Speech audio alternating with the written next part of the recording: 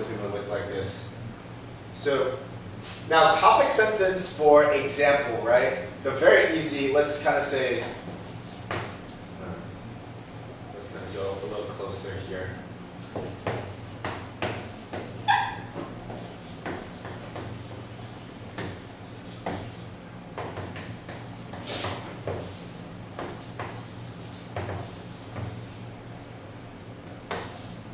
So the really easy way that I would not recommend people do, but if you can't think of anything else, do this, right? Of course, it's like,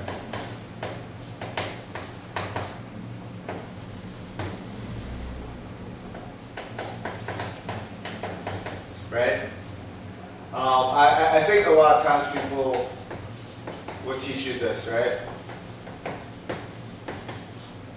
If you don't have anything better to use, you could do this. Now, this is just a kind of the last choice that you should do, right? If you can think of something better, then you want to do that, right? And then that all depends on your main idea, right? But essentially, when you look at body paragraph and you look at topic sentence, right? What you're doing is essentially saying this, right? But this is just like something that's the last measure. It's not something you want to use often, right? Maybe I can think of a good first topic sentence, but I can't think of a second one, then maybe I go secondly, right? But you don't want to go a full essay with just first, second, and third, right? You want to kind of play around with it so that maybe you can come up with a second topic sentence, but you can't come up with the first one. Then you can use firstly, and the second one you use a different topic sentence, right? That leads into it, right? The other play is to combine essentially kind of think of your concluding sentence or transitional sentence here, right? Let's say transitional, and then it's going to be like this more so. The other way to kind of think of topic or transitional sentence is think of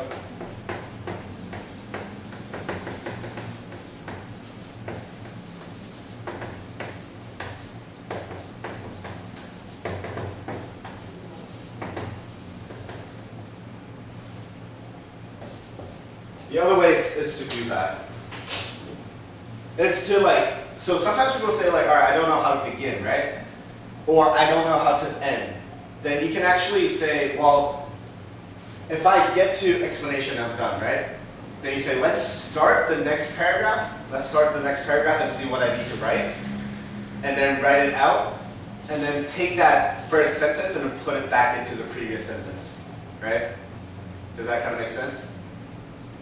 So once you get to explanation, you stop, and then you start with a new topic sentence of the next idea, right?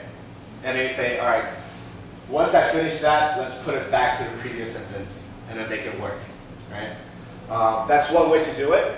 Or that you finish that conclusion, and you say, well, I don't know what to do with the topic sentence. Maybe you can bring that one down. Or break it up, and then bring it down. So they are going to be related to each other, one way or the other. They don't have to be like completely related to each other, right? Because once you're done with your explanation, it should be pretty much done. So that your conclusion or transitional sentence could be like an opening to a new topic, right? So it's like, now that we're done with apple, let's take a look at orange, right? And then your next sentence will be, well, orange is the color of orange, right? So that you have like a connection there. But it's to know like, all right, so a concluding sentence or a transitional sentence sometimes is to finishing up the previous idea, right? And then starting a new idea so that you can start off at the end of one paragraph. But you don't want to give off too much. You don't want to give the idea out. Maybe the topic, right? So you can lead into, that's why I kind of say like transitional, because you can present a new topic and then in the next paragraph, you talk about a certain topic, right? So that's one way to think about your transitional sentences. And then explanation, I talk about this a lot, right? Cause and effect, contradiction, kind of play around with those words, kind of play around with those objects, right? So what is the contradiction? If you're talking about certain ideas, that's like, what do you think about this? What do you think about that, right? You can say, some people think about that, however, I think about this, and this is why I think about it, because due to this, this, and that, you should think about it this way and not that way, right? So if you can identify your cause and effect, your contradictions, right? What are some of the things, what might be false and what is true, right? Actually, I should do it the other way around, right? What is false, what is true, right? Something is false, therefore you say, but true, right? And then you can kind of go into what is the cause, what is the effect, or you can play around with those things, right? That's why I say like your little word bank is really important, because if you can use all of them, right? Even like in addition, like whenever you want to say and, right? You say in addition or furthermore or moreover. That works really well, right? So that kind of goes into maybe like listing things in the summary, right? For example, or that if you're giving like example, right? You might be able to use those words. So kind of memorize them really well. I'm just gonna have to take a look at some of the words. Sometimes, like at first glance, this kind of question is easy to write, but when you actually write it, it's hard because it requires like a higher level of writing to present more complex ideas, right? So because you don't get to choose your topic, right? So that if you ever come across this topic and you start off by thinking, oh, this is pretty easy, you want to be careful, right? You want to be careful to run into like, yes, maybe it's easy to come up with a thought, right? The idea, but it's hard to describe those ideas. So that sometimes it depends on the situation. You want to pick the side that has more concrete examples, right? You want to say, yeah, of course, greed is good because, and then you give an example, right? Let me see this. People tend to say like, oh, you don't want to be too greedy, right? This is one of those trap questions that I have to mention. Is that like, it's not about your opinion. It's about how much you can write about an opinion, right? So even though you want to say, oh, maybe I want to say that, yeah, greed is bad, right? Being greedy and being selfish is a bad thing, right? But then you might run into problems with how do I talk about that, right? It's like, if you're not greedy, you can help other people, and then you're like, and that will make the world better. It's a little bit too abstract, right? It's a little bit too much idea, too much concept without concrete example, right? So for example, like, anybody, can you think of a good example to support why greed is bad? But why is that bad though? Because that's the money that came from all of the residents in the country, and that doesn't belong to the. Okay, let's think about that. So what is the idea then? What is the idea of that? Remember how you identify the example, right? That's like, all right, corruption, right? And then you explain why that's a bad thing, right? So what is the supporting idea of that?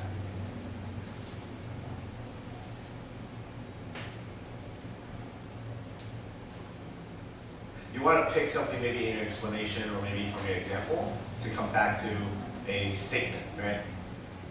Is that greed is bad because it causes people to do something, right? But then, yeah, that's kind of, and then you'll have to turn that into a statement.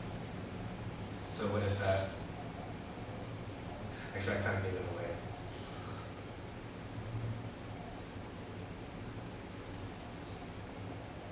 Greed will cause waste in the country. Right, so that's why like I say like sometimes supporting idea is hard because it's a statement, right? It's like greed will do this or greed is this, right? And then you need the vocabulary, right? And then you need examples. So I can't give it away because I said corruption, right? It's like if people are greedy, then there will be corruption, right? And then you give an example, and you give an explanation of why that's a bad thing, right? But then, other than that, can you think of any other ones? Right, so that's why like sometimes it's a little bit harder, right? But of course, this kind of question is very general, so that it's always going to be hard. You want to, that's why I say when you have like a general kind of example, you want to go into personal story, right? You want to say, maybe what's the time that you were greedy that resulted in bad things, right? Or what's the time that you were greedy and actually resulted in good things? And say why, right? So you want to think of those stories. And then sometimes, if you do have a big story, right? Then you might not need like a secondary example, right? You can write a long story to dictate how you want to decide on that, right? So you can kind of go into maybe like give a big story and have two ideas in there. It depends on how you tell the story though. So anybody have like a story of greed or non-greediness? No, your own story. My own story. Yeah. Hitler is a hard one to describe. Is he selfish? No. He's doing it for the country. But in a very extreme way. Yes. So it's not really greedy, right? He's actually being not greedy. But that turns out to be a bad thing, right? He didn't take things for his own, right? Had he just taken the wealth and then kept it himself, then Hitler would not have been such a bad person, right? But because he wasn't greedy, he was doing it for the country. It's a very twisted patriotism, right? I mean, you could say like, oh, because he's greedy about like expanding Germany. But that idea is too big, right?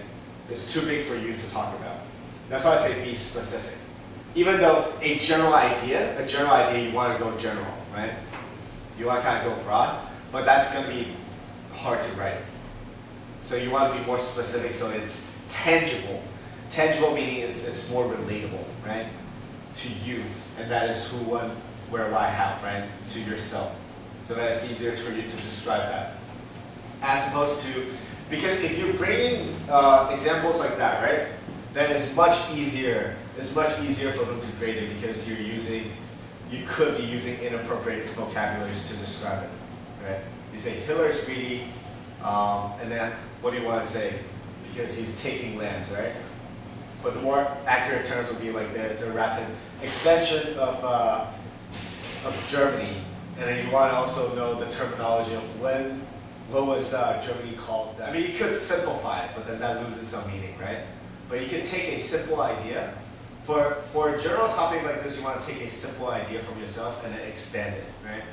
So a specific, fairly simple story, maybe from your past, maybe from your friends, right?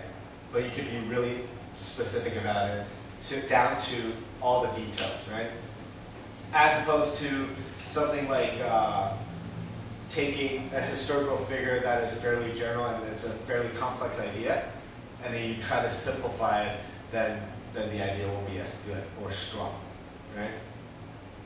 Does that kind of make sense? So kind of take a simple story and make it complex, instead of taking a complex story and make it simple, right? That tends to have a lot of problems in there. When you're doing idea sentence, don't use may. It has to be a statement, so it's not may. May is like a maybe, right? You have to say, it will make people, right? Or greed will make people irrational, which would cause consequences, right? Awful consequences, I would say, find a different word for awful, right?